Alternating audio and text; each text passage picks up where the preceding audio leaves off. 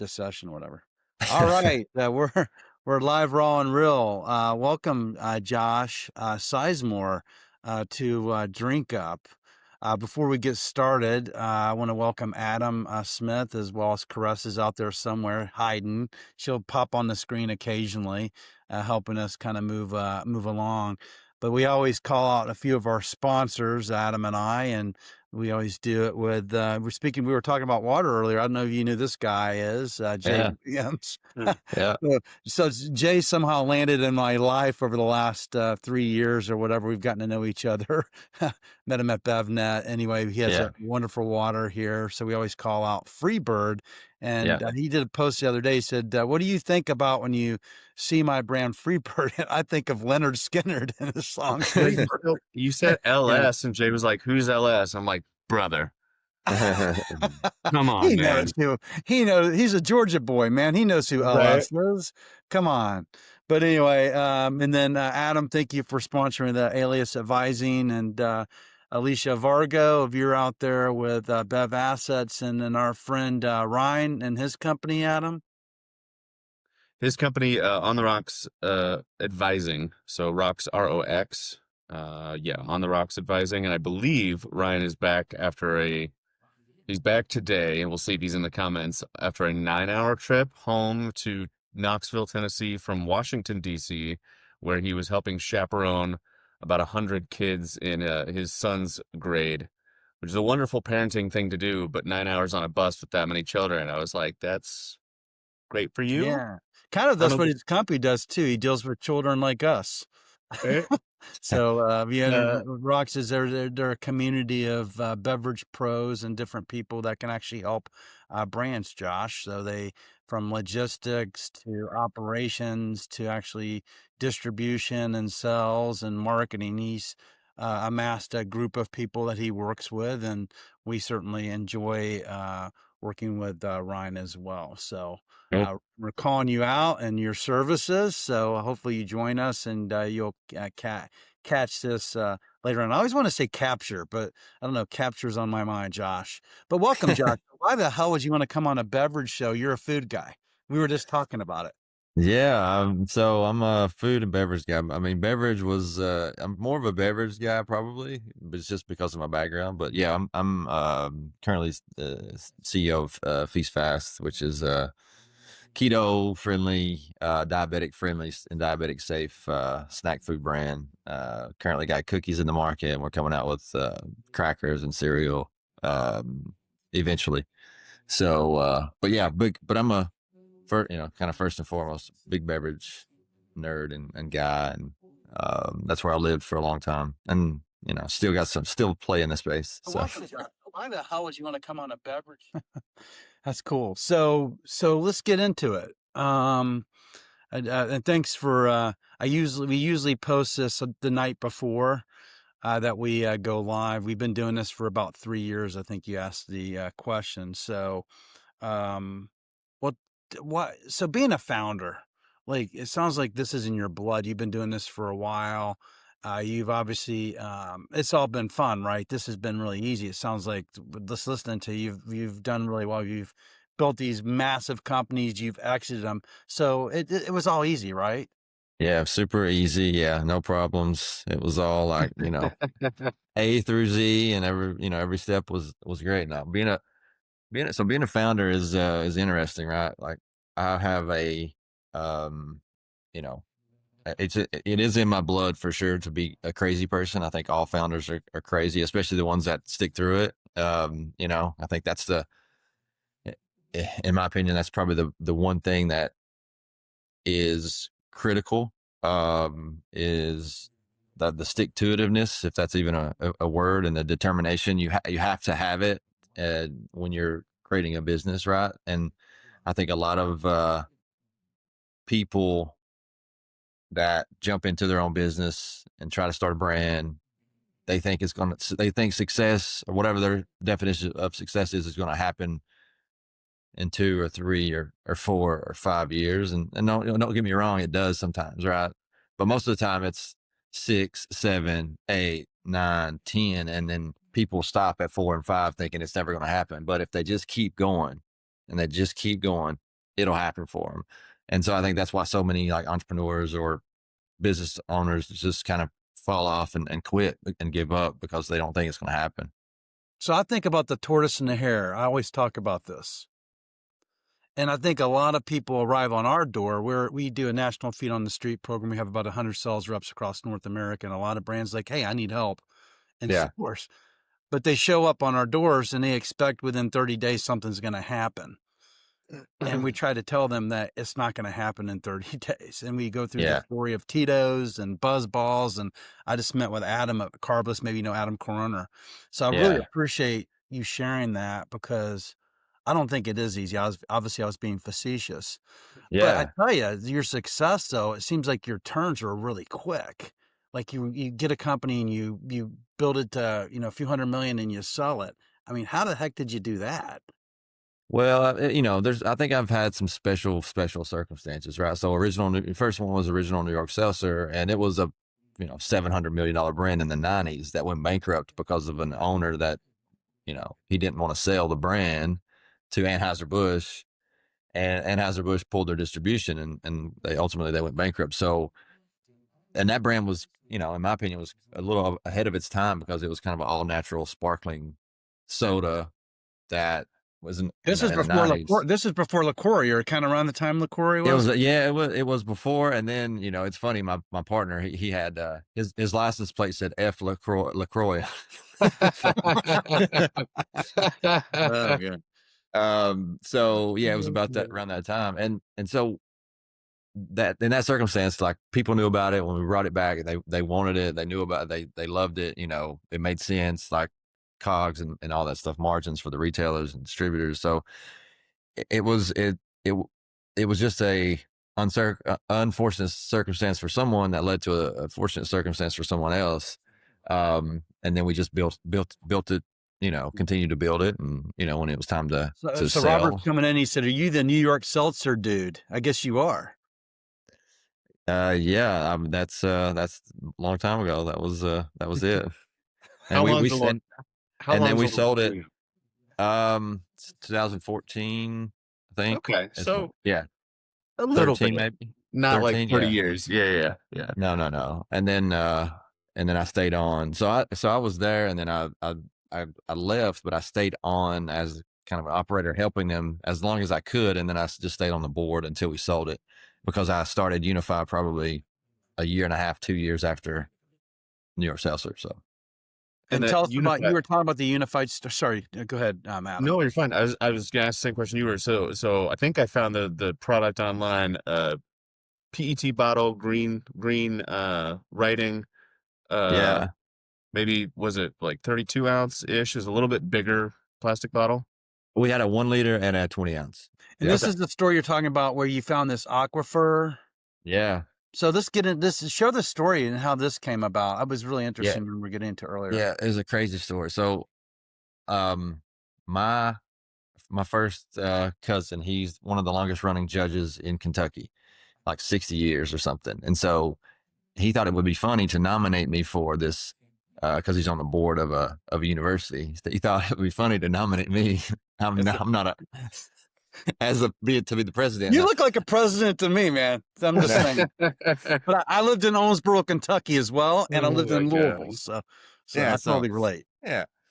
But anyway, I did want to go through the process, so I did. I came up to Kentucky for like a week, went through the process, met with the board, and one of the board members wanted to talk to me about his businesses and get some advice. And so we sit down and we chat, and then he goes through the plethora of things he's got going on. He's an attorney, and he tells me, yeah, me and a few partners, we own this aquifer, about 100 acres. It's 10 million gallons a day, blah, blah, blah.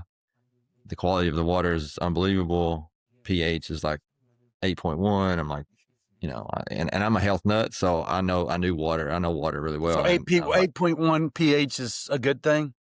for aquifer, yes, it's Okay. amazing. Yeah, I Naturally think, occurring water. Yeah. Yeah. yeah, it's wonderful. So, um, so we talk. I was super intrigued. I asked, we asked him if he had proof of all this stuff, and he's like, yeah, of course. So we meet the next day, And he brings me these documents, and I'm, my head's spinning at this point, and I kind of pleaded with him to meet with me again the next day, and he didn't know why, and I didn't tell him why, but that night I went home and literally created the brand in 12 hours. The marketing plan, the budget, the cogs, the go to market, You created a brand plan and go to market and commercial, the whole bit in 12 hours. everything. Yeah, probably Man, less than that. hey, okay, so you need to join Rocks and Bev Assets. We could use your expertise. And so I brought this, I even created the budget and the investment that we would need for the first, year. And so I brought all this stuff back to him and said, this is what I want to do. I want to create this brand around giving back, but it makes sense, kind of like the Tom Shoes model. And he loved it. And he said, yeah, let's do it. And so I moved from LA to Kentucky in like 3 or 4 days and But just you're went all not in. from LA. I mean, you are from Kentucky. I'm from Kentucky. Yeah. So I was from a town of 900 people. You remember Tim Couch, the quarterback for Yeah. Cleveland? Yeah. So he's like 3 years older than me. We went to the same high school, same town. So his, his brother's one of my best friends. So, That's funny. yeah, it's super interesting. But yeah, jumped out, just went all in, man. I lived in, what was weird though, was when I moved back to Kentucky, I lived in Lexington, and our water source was in Tazewell, Tennessee. It was about 2.5 hours one-way drive. And I drove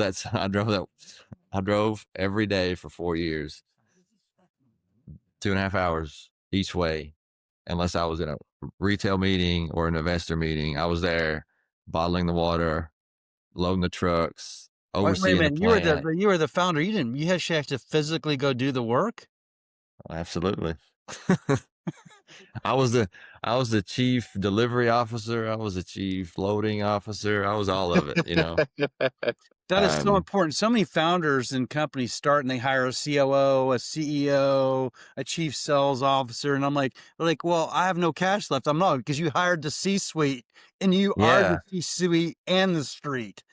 yeah, yeah. It's interesting. I mean, if you have capital, great. Hire the people that know what they're doing. But if you Yeah. don't, just ask for advice. Like that's the one thing that I never did before Unify. I never asked anybody for anything ever in my life. But when I started Unify, that's all I did was ask.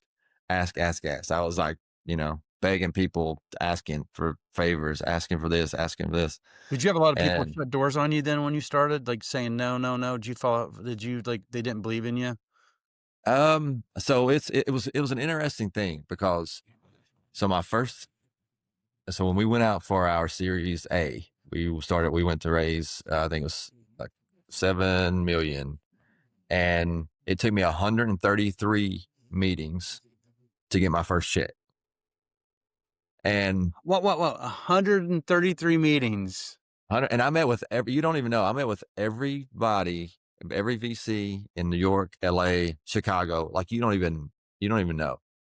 And my first check came from a real estate investor that I didn't have a meeting with, that I met at a bar about 1 a.m. in Times Square. And we started talking, and she's like, I love it. She wrote me a check in the bar for $1 million. Well, your first check was $1 million? Yeah. That's a freaking win. I'm like, I What work with the brands. We're just trying fuck? to raise like a 500,000. I need to talk to you offline, about it and get some coaching here. And we have a group of like guys that have been for like Pepsi, Dr. Bob Murray, and the whole bit. We're like, we can't get any funding, so we need some coaching from you. No, I mean, it took me a long time, and Yeah. it was getting to the point where I was like down. And, yeah, and that, but the thing was that we were getting into retail and distribution like crazy. So I had to Also, like before pull the check back. came in, you had some value. You had some revenue in the door. You weren't pre-revenue now. You had Yeah, some proof. yeah, Okay. yeah, we have. Oh yeah, we was probably at that point, we were probably in 2,000 doors, maybe. And you were still Um, having a hard time getting money. You were in 1,000 doors. yeah, yeah. It was, yeah. I don't know. I don't know if they didn't like me, if they didn't like. I don't know what it was, but it was. I don't know. Maybe I don't know. But once that once she wrote me that check, it was kind of, got a lot easier after that. And so we built a brand, and we got up to 225, 230.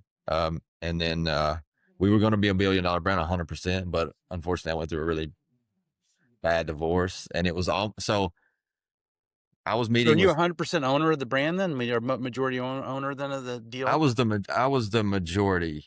Yeah. Yeah, but there was a lot of, there was a lot of people had equity. So, but um, I was meeting with Nestle like every week, like once once a week for 6 or 7 weeks in a row. I was meeting with Nestle CEO at in Connecticut, and I thought we're gonna sell this some bitch for like 700 million. I know we are, because that was what we were talking about. Like that was it. And then our last meeting, I bring my guys in from LA.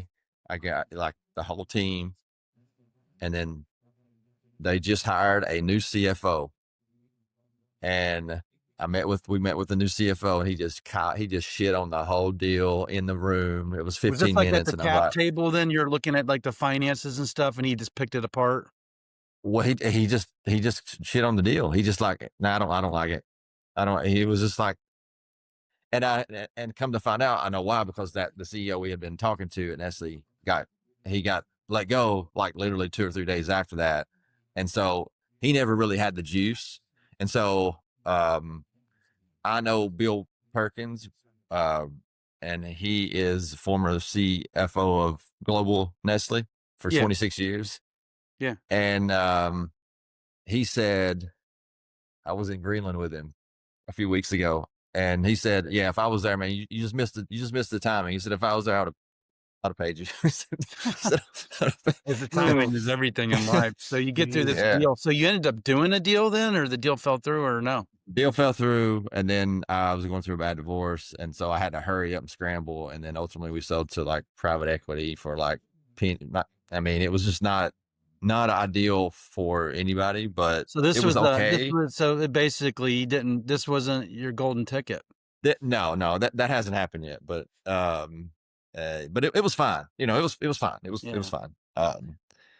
But so we did that, and then I moved back to LA, and then jumped into this consumer tech um, business or startup called CBD.com. And it was like basically the Amazon for CBD and THC products and brands. We had literally every brand in the world on our platform, and we just mimicked Amazon basically. And so it done pretty well. The biggest hurdles there was just like, because the CBD was still a gray area, so marketing it and finding ways around to post ads, or uh, do things like that was a little tricky. But we Uh, had some, can we step back for a minute? I'm sorry, and then yeah, yeah. Adam. So let's just like I just want to just frame this up. So how many like startups have you started? Six, 6. yeah. And currently your current startup is what? So my current startup is it's called Surrogate. It's in the tech space. It's actually, You're a serial entrepreneur. yeah. So and this, I'm very excited about this one, Okay. and for many reasons, but it directly connects intended parents with the most credible and highly vetted surrogates on the planet directly, almost like a dating app. And so there's not really anything out there like it. And so we're excited. It's only been, it's 5 months, we have users now. We just got invited to Web Summit in Lisbon. So my co-founder and CTO, he's going to go to that in November and present and all that stuff. So we just opened a seed round to raise 3 million. So once we raise that, we'll have a good have a And good gauge on tell us how again to once grow. again what is the platform? What is it? It's called Surrogate. So instead of surrogate, how it's normally spelled, it's SURROGET, like Okay. Okay. surrogate.com. Yeah. Okay. And And so it's what going is to be it? a platform and app. So And what is it? What does it do? Can you It share? connects intended parents with surrogates directly. Mhm. So, Oh, wow. so you Okay. don't have So to like go if out I and want use to an have a baby and I agency. can't have a baby, I can actually someone that's interesting to carry my child, they'll do it. Yeah, yeah, and it's that we vetted them and pre-vetted them, and like I mean, like we get 100 applicants probably a week, but we only put like it probably 20, 15 to 20 that out of that 100. That's how much we vet these Mhm. folks. So That is amazing. We have a, I won't That's super name, cool. but Alicia and I have one of our partners, I like to call her, and she had shared the news that she was using a surrogate. And then I heard through another mutual friend that she's pregnant. oh, nice. And so that's incredible, by the way, what you do. That's a great service to humanity and people that, aren't Yeah, able to have a child, but they can actually use a surrogate to do it. So that's really incredible, by the way. So I thought I'd yeah, just call it out. Mhm. It's really yeah. Thank you, I appreciate it. What it come because we've me and my wife we've been having we had issues for the last 7 years and didn't we couldn't have kids, so um we tried this, you know, the last effort was to get a surrogate, didn't happen, kind of let down big time, and going through like traditional agencies and things like that. Yeah. And so I was like, you know what, I want to create something that people don't have to feel this way, create a platform that people can connect instantly and or potentially instantly and without going through the rigmarole of like asking an attorney and they recommend a surrogacy service, right? That's then you go to the service and then they, take 6 to 12 months to find somebody that's good. But when you can actually go and find somebody, instantly, that's, three or, and then you have 3 or 4 different choices, right? And then, connect with them. And if it works out, great. If it don't, but it gives you an option. It's amazing how a business is formed based on a need that you identify in the market. So you've come to this with a solution. And I was reading a post or Yeah. something this morning on LinkedIn. I often go on LinkedIn in the morning, and the person said, if you can come and be solution oriented, that'll actually your business will grow, right? And you're not doing it to actually make money. You're doing it to help people. I know. And Mhm. and it's so funny because this is I mean tech is you guys don't know the tech space is just insane sometimes. So yeah, and the market, not even thinking about like because I didn't think the market was that big. I mean, it's like 14 billion in the US. It's insane. Isn't a lot of money's going into tech, right? So speaking of like seed rounds and stuff, I've heard that, a lot of beverage people are having a hard time getting beverage money because everybody wants to put the money in tech, especially in AI right Yeah, now. they should just make a beverage and call it AI beverage, and then they'll All they'll right, invest good in right it. here. Go get that euro right now, someone. Cross, Oh someone go man. get it. The three of us, the four of us, That's we're going funny. into that right now. So That's funny. that's brilliant. Oh, Adam, that's I know you've been funny. thinking there, man. I've been hogging this whole conversation and No, you're I'm good, just man. so excited. It's I'm excited to talk to Josh is because I lived in Springhurst in Louisville, by the way, Uh-huh. out there. And then I worked for Brown Foreman for 10 years. Okay. So Okay. Cool. 850 Dixie Highway. We used to walk around. We'd come out of the building. We'd walk around and find that like bullet shells and stuff. So, Yeah. but they did pretty good keeping the neighborhood kind of safe around Yeah. around the campus. But anyway, sorry, That's sorry, funny. everybody. Bring it uh on, bring it on, no, Adam. you're good, man. I'll get to a question, I promise, but the stuff that comes up for me is like, we talk about it on all of our shows, but founders planning for, I talk to so many people and Sam and I do too, who are like, I want to exit in 5 years. Like, okay, if you try that, like if that's your goal, you're probably going to fall short because 5 years just isn't long enough most of the time, right? But if you just extend that timeline, like that alone, just allowing shit to breathe for another few years, obviously there's still work to be done, but it allows for like your I would love to see what the success rate percentage goes to just based on changing that variable. Like if somebody had that study done, Yeah. A, and then B, I think, Josh, hearing you talk, like some of the most successful entrepreneurs I know, and most of them are older, and I mean that not as a knock on the 20 somethings I'm working with, right? But they're people who have been entrepreneurs in multiple different areas of business, right? Because to your point, I mean, even the story you shared, which was hilarious about, yeah, my cousin nominated me for this thing at the university as a joke, right? But you're like, I went to go do it because I thought it'd be a good experience, right? I thought I'd learn something from it. Like shit like that. And being able to stack experiences like that so that when a water opportunity or when a whatever comes up, you can go, oh, okay, I'm going to take a little bit of experience from here, a little bit of experience from here. I'm going to plug this that I learned in here. You know what I mean? It just gives you all those tools. And I think a lot of Yeah. people miss that and they think I've got my one shot and that's it. And I'm going to take it. If it doesn't work, then, that sucks and, everything's Yeah. miserable.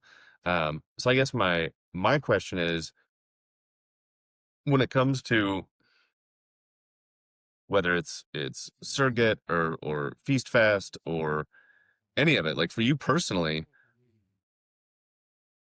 what's the goal? Like, is the goal for you to just keep, collecting businesses like rings of power and eventually have them You, all? Is it, you gotta have hey, 10 rings on the finger, man. There's four right? more Like, in you. is it I'm playing the game and as soon as one of these pops off, I'm gonna go sit on a beach somewhere? Like, what's the vision that's driving you and all these things you're doing? Yeah, I don't know, man. Like it's just I think it's a bad habit for one, and then second, Do you I wake think up at 3 a.m. in a cold sweat? That's for Alicia. oh, I mean, I used to for sure.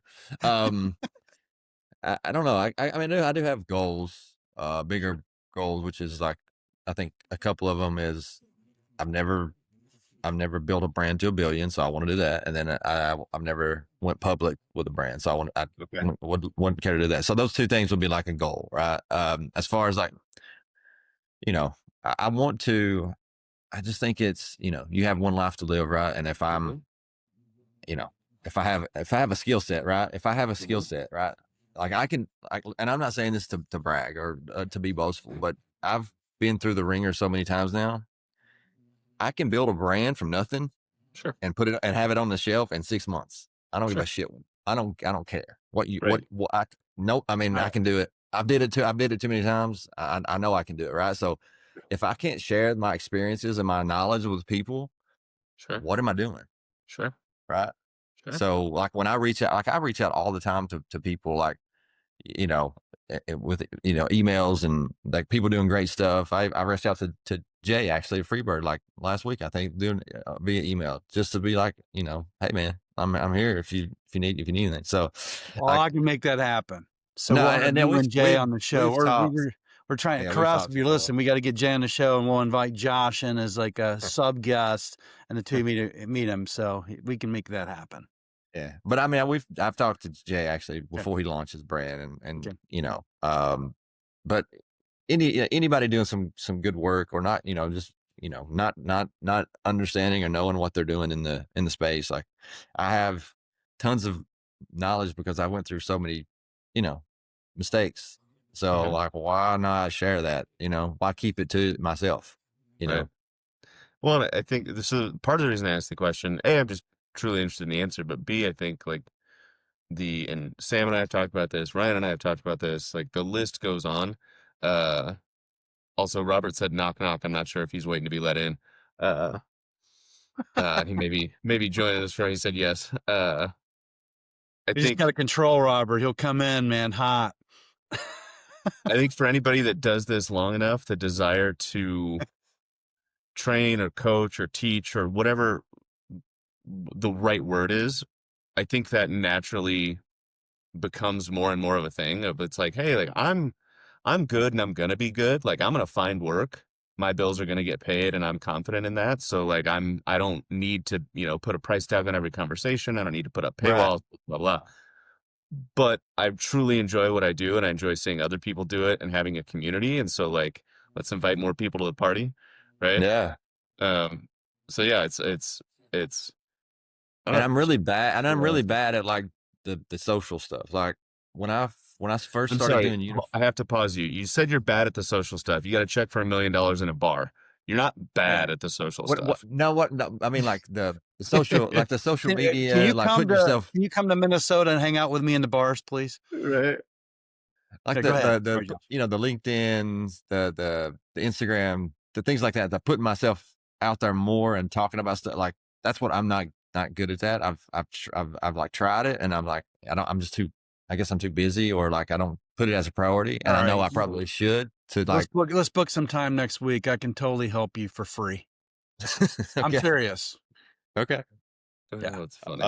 Not that I'm an expert, but That's hey. so Yeah. funny. But going back, Adam, going back to your first point of extending the time, I think it's just a mindset, right? Because if your mindset is okay, in 5 years I'm going to do this, you're already setting yourself back times a million, right? You're putting a Hmm. timeline on something that Hmm. you have no control over. There's no,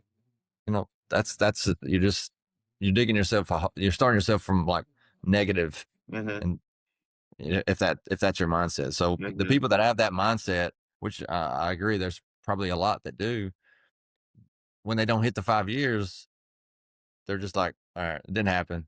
I'm done.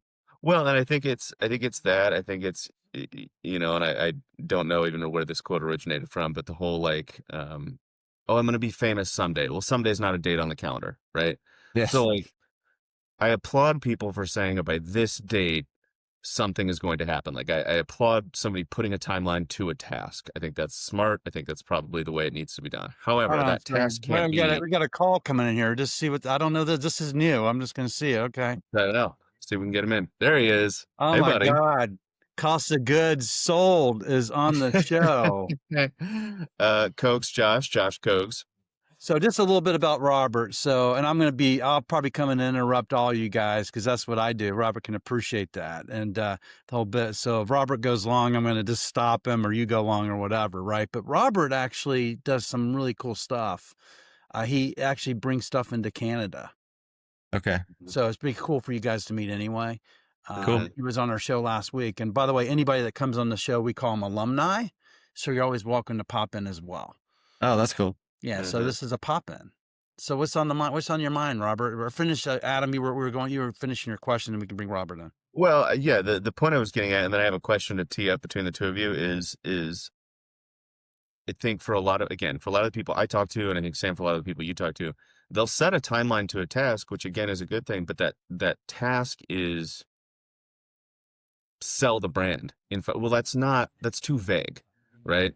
They'll say, "Oh, I'm going to sell the brand in 5 years." Cool. To who? For how much money? In what? Like, there's a million questions that need to come about for that. So if you're answering all those and the timeline's still 5 years, great. But I'd be willing to bet once you start putting details to it, that timeline goes out the fucking window, right? So A, that.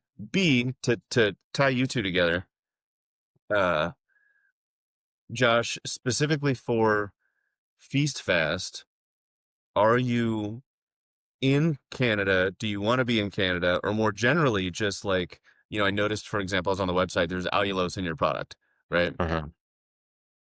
The only reason I bring it up is a lot of the brands I talk to, again, they have no product. They have nothing yet. And they're like, well, I can't have allulose because Whole Foods won't take me. I'm like, there's a million reasons why Whole Foods won't take you, and allulose is very low on that list, right? Yeah.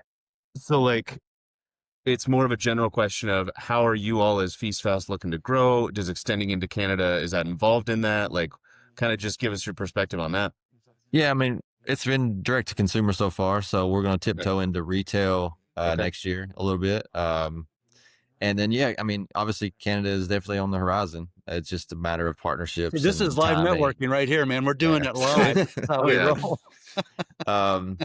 So it's just it all goes back to timing and just making the right decision for the brand. Like, you can go nationwide out of the gate from day one, but I love what you said there. You can go nationwide from getting one. I was at MBWA this week, and I took this young man, Nico, who owns Copa Tequila Cocktails, and he opened up in Jersey, and he'll do 7,000 cases, about 150 doors. I introduced him to Adam at Carbless, and Adam told him just that. He said, we built Carbless one community at a time. We went to the yep, next community, then we built the city, then we went to the state. And then that's he what you asked got to do. Nico, he goes, Nico, how many door opportunities are there in New Jersey? And he said 1,700. And he looked right at him. He said, why are you here? Like, why are you NBWA? You still have work to do in your state.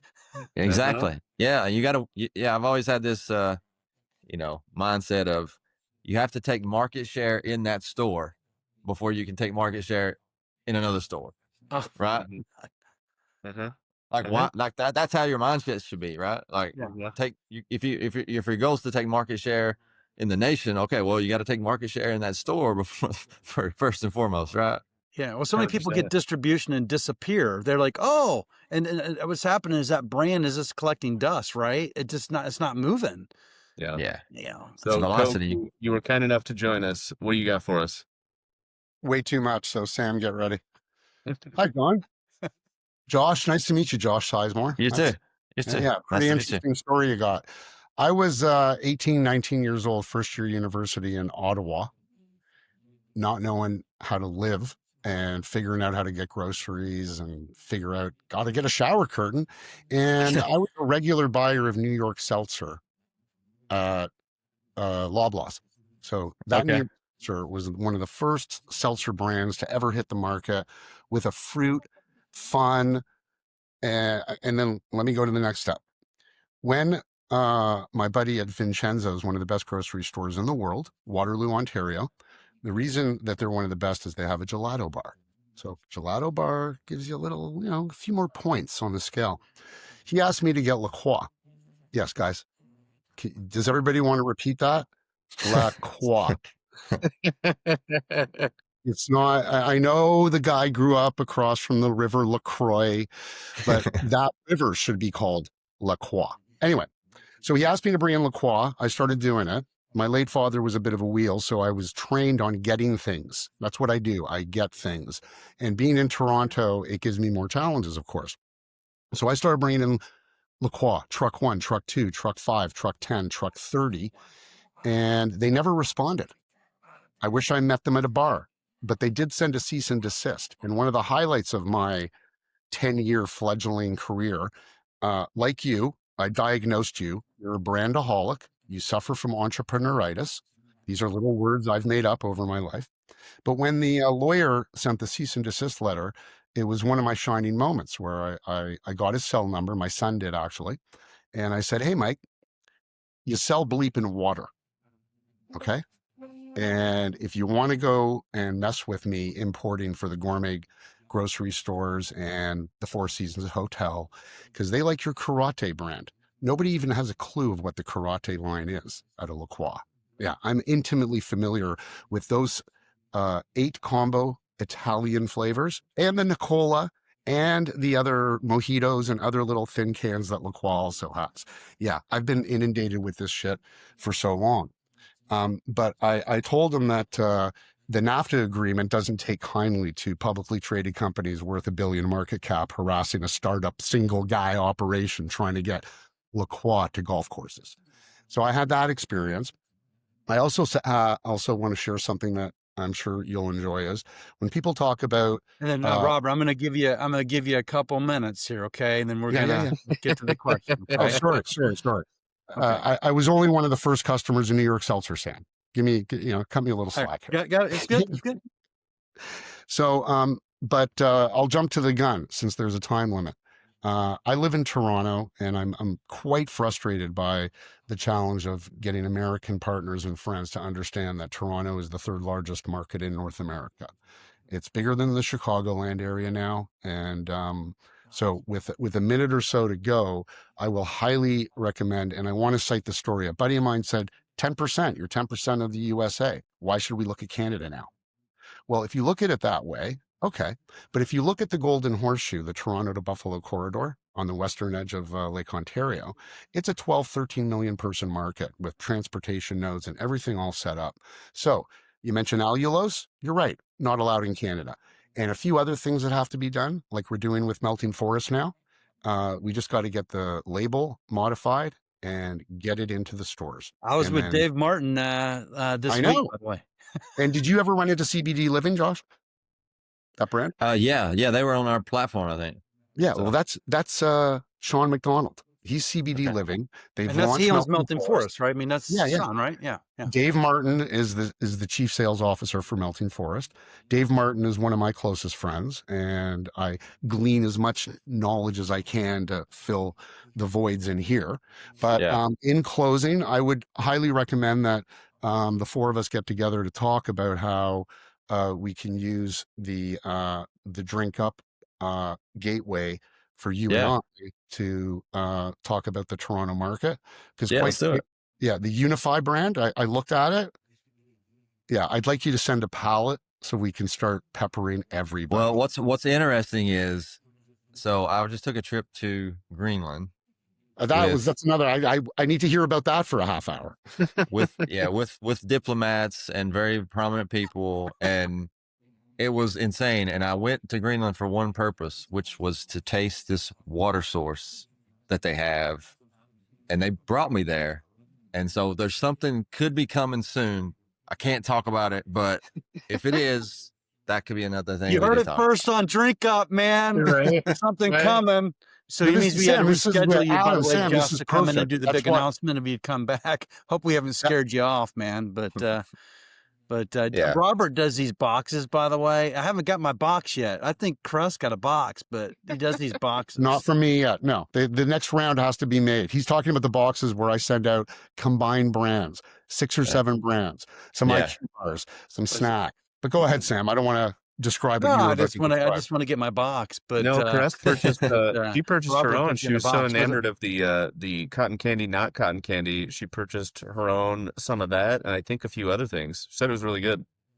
Yeah, we were. Well, you're going to be getting a handful of boxes, both of you, Sam and Adam and Josh. I don't know if it hit you, but New York Seltzer customer since 1987, and I don't Yeah. know if there's anyone else in our in our sphere that Yeah. can. Also, the La Croix guy. I would love to talk. I'd love to hear more about what you said about how everyone said "fuck La Croix," and No now. cussing here. Come on. I was kidding. Hey, but hey, Sam, can I go to tech for a moment? Yeah, go for it, and then let's ask Josh some questions, man. But there's a connection to La Croix here, Sam. Okay. You know the pro sports teams and the little shoulder patch they wear? Yeah, Sure. Well, the Panthers have won a couple Stanley Cups in a row. So La Croix has done well with their purchase of the shoulder patch. So you talk about tech business, right? Sam, Adam, tell me how well I intertwine this cable. Okay. What you're doing with Surrogate is unbelievable. I see it as a peer-to-peer solution to eliminate the 5,000 roadblocks and stumbling blocks. So let's go to peer-to-peer. Uber, peer-to-peer. Airbnb, peer-to-peer. I have a little bit of experience with this in the sports gambling / investment world 35 years ago. So when you take this peer-to-peer factor and then bring it over to the Ticketmaster situation with tickets and resales and all that stuff, a lot of people ask me, why do I have angel investor and 3-time co-founder on my tagline? Because I went through this hey, I'm bringing another twine of the cable here, Sam. The social media comments you made, Josh, unbelievable, because it's not really true. This is the podcast, other podcasts where we're true. This is real life. It's not a fake social media marketing thing. And I respect all the companies that do that. It does serve a purpose. So why am I talking about it? You ready for the closer and how yes, this cable's sir. going to be Bring it put on. together? My late father, like I said, did some big stuff. These traits sometimes skip generations. So currently, remember La Croix on the shoulder of the Florida Panthers, right? The tech company known as Block Tickets is now on the shoulder patch of the Niagara Ice Dogs. They're an OHL hockey team. And my son has created a business that goes peer-to-peer with all the ticket exchanges, eliminates all the fees, and provides sports teams with a clear ticket system, which has driven me to close to bankruptcy, as I am the venture capitalist, angel investor, not by choice. But it all comes together with your peer-to-peer thing that you talked about with Surrogate, the point you made about the move towards tech and AI. Harrison has basically used AI to create all of the data and all of the technical sheets that you need to give sports teams to run their ticketing system. But Sam and Adam, his company is on the shoulder patch of the Ontario Hockey League Niagara Ice Dogs. And that sort of connects because I look at the La Croix shoulder patch and I see that it's a tech company. I really look forward to connecting in the future with Sam and Adam and yourself, because there is a lot of dust that we can kick up. Yeah, I'll make Yeah, that. yeah. We'll make that connection for sure, 100%, man. Cool. And you're always welcome to pop in, Robert. So that link that you have, it's always live, so you can come in and ring it. And we love it. We love pop-ins, by the way. I think Peter has come in from Brantarctica a couple of times, so we love it when people stop by. I don't know. Hopefully you're cool with it too, Josh. It just keeps it. Oh yeah, I don't keeps give a it shit. flowing, man. It's always good to meet. Always good to meet new people. Yeah, so let's make a connection. Adam, can you go through some of the comments that people are making, by the way, on LinkedIn? I can't really see them, so maybe No, you you're can good. cover I that. got you. Most of them are mine. I would say most of them are Cogs's. We had a couple more on. Alicia said, "Belly up to a bar stool, Sam. You'll never know who you'll meet." That's where the investors are. Nothing planned, just magic. Mr. Martindale, hey Eric, said, "Oh, you got Josh Sizemore. I heard that guy's done a thing or two." And then our buddy Marius says, "Hello from France." I talked to him last week. I'm talking to him again on Monday, I think. So, yeah. And then I think that's everybody for this morning. I know Ryan said he was back. There was 150 kids, not 100. We had Peter in the comments. Yeah, I think that catches us up. Peter was called I, so we had I in For the some reason, comments yeah. for some reason. And then we should definitely introduce you to those guys. But Eric Martindale, I don't know if you know who Eric is, Josh, but Yeah, Eric. He runs our Amazon. oh, there you go.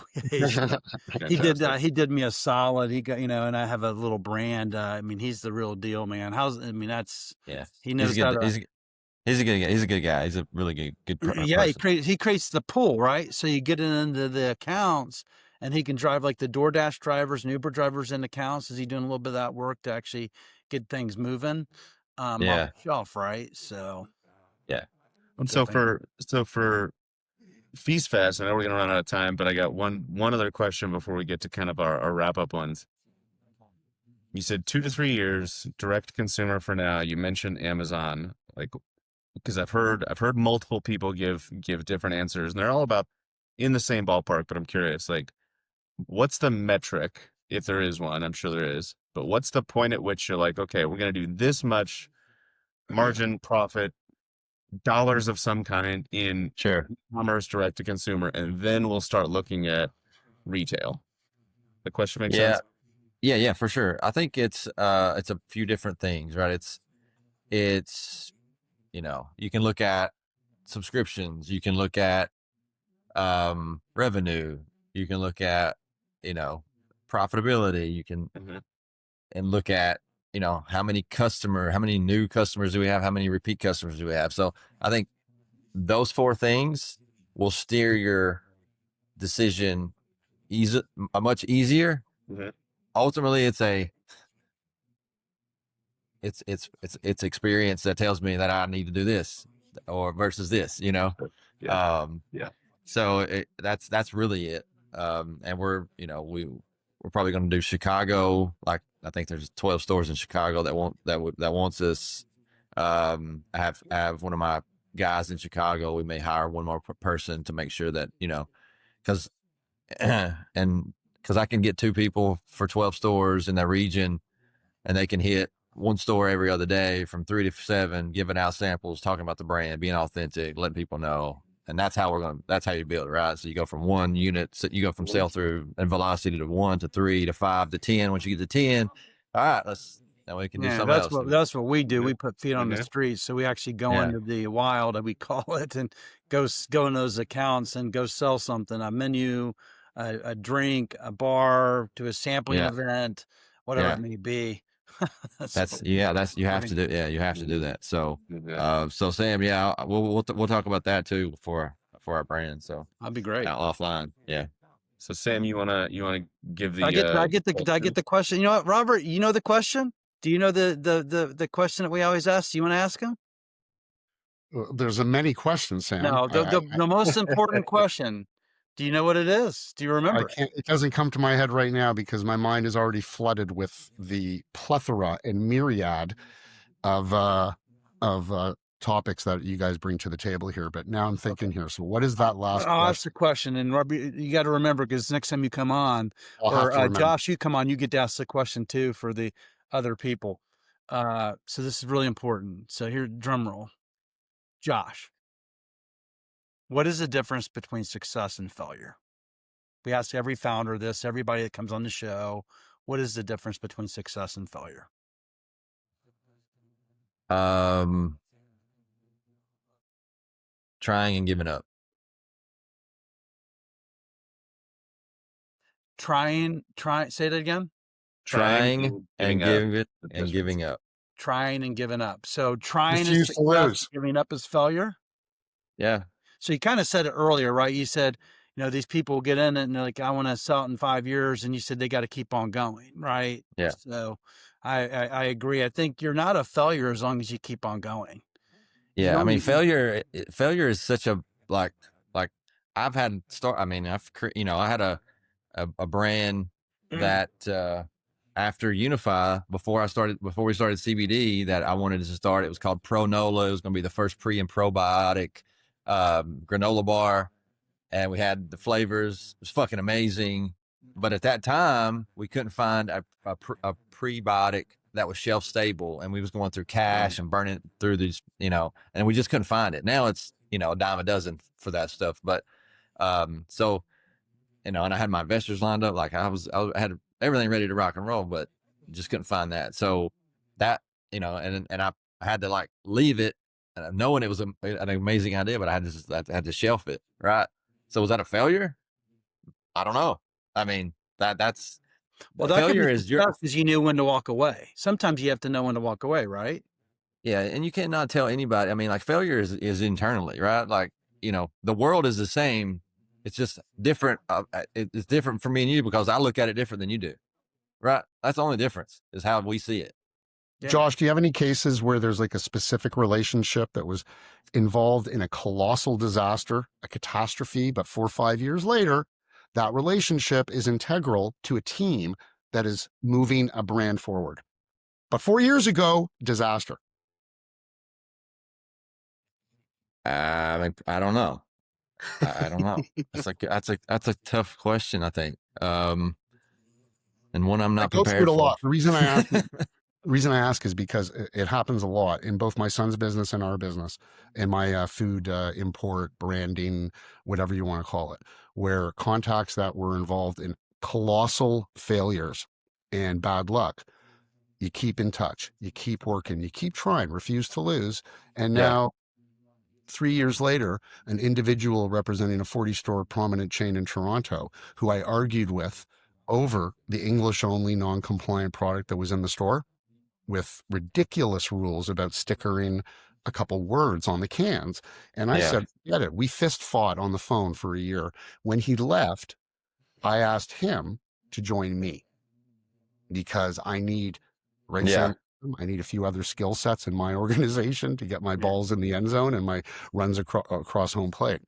And this week, that individual is taking a very good brand that we're all familiar with. I just don't want to talk out of school ahead of time. Sure. Brand that we all know, to that same chain. That was a disaster for me 2 years ago. I love that, and I want to obviously give Josh some time in the remaining minutes, but I love that, Robert, because we'll have brands that stop with us, right? And maybe we didn't meet to what their demand was, and we have other brands that we do, but down the line, you never know what's going to come. So I would never slam a door. But I think what you're saying is keep that door open because you don't know what the opportunity is in the future. And I often wrap up with some clients that we have and say, look, maybe this isn't the right stop, or clients that want to explore our service to say, no, we're not the right stop right now, but we'll be here when you're ready. So we keep ourselves open because the world does change really fast. So thank you, Robert, for that. So Josh, what things did we not cover? And we can stay a little longer if you're cool with it, but what things did we not cover that you would like to make sure that we convey to everybody that's here today that you would like to cover off with? I'm good, man. I think we covered a lot. I think, this is a cool format, doing it live. It was interesting, and I like it a lot, actually. Yeah, that's cool. That's cool. And then, so I guess we'll just go around the circle here. I'll let everybody go, and Robert, you're included. Just like what would you want to leave everybody with today before we disconnect, and then I'll wrap up. So Robert, we'll just go from left to right. I'm not sure what you can see on the screen, but Robert, what would you like to say real quick to everybody, and we'll wrap up. Well, you can tell by my exuberance that you, Josh, hit on several points that I think are, I call them biblically epic. The point about the bar stool, 0 for 150, and then you go have a drink. Serendipity, never know who you're talking to, always be aggressive in a polite way, and never be shy to bring up, yeah, here's what I do. The serendipity lesson that you convey, Josh, and the refuse to lose is one of the best things that I could have woken up to this morning. Cool. Yeah, I'm going to use that one, by the way. If I can post on LinkedIn and tag you, Josh, I'm going to use that. It's brilliant. Oh, yes. Adam? Yeah, man. I mean, I don't know.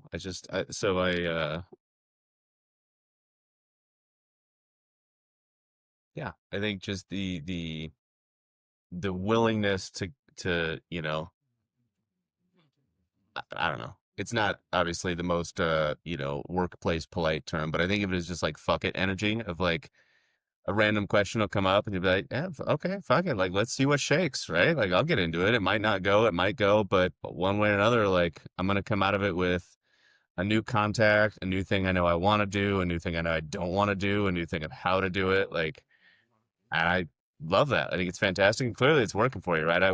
We could sit here for 4 more hours and listen to you tell stories. I'm enjoying the shit out of myself. Uh, You're unfortunately, we not, don't have. you're letting it loose too, man. Robert, I mean, Josh asked earlier, hey, we allowed to cuss on the show? There I'll you use go. fuck as a comma if left unattended. So no, I'll leave you with that. I've really enjoyed hearing your story and would love to stay in touch. So. Yeah, for sure. I'm glad to be here. Glad to do this. I think me and Sam's been connected on LinkedIn for a while.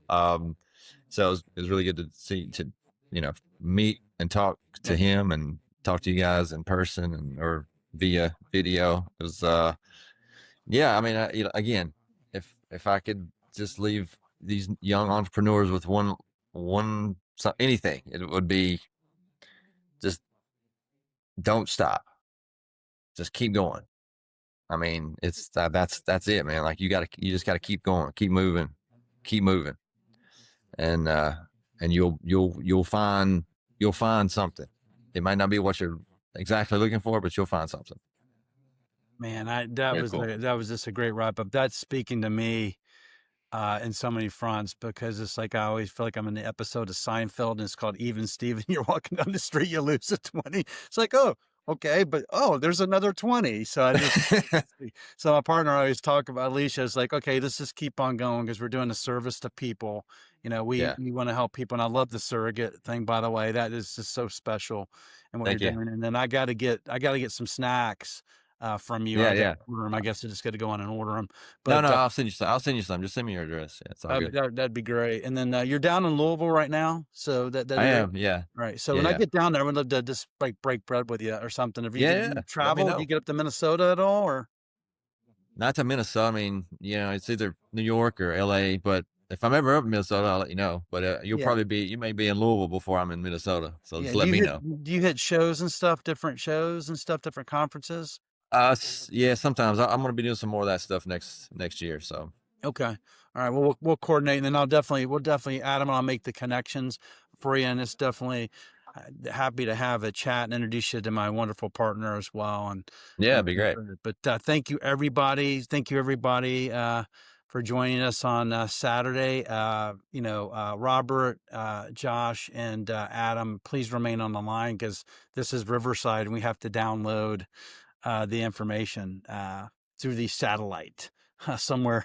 The cloud comes back down from your computer. So I'm going to stop now and see everybody. Bye-bye. Thanks, guys.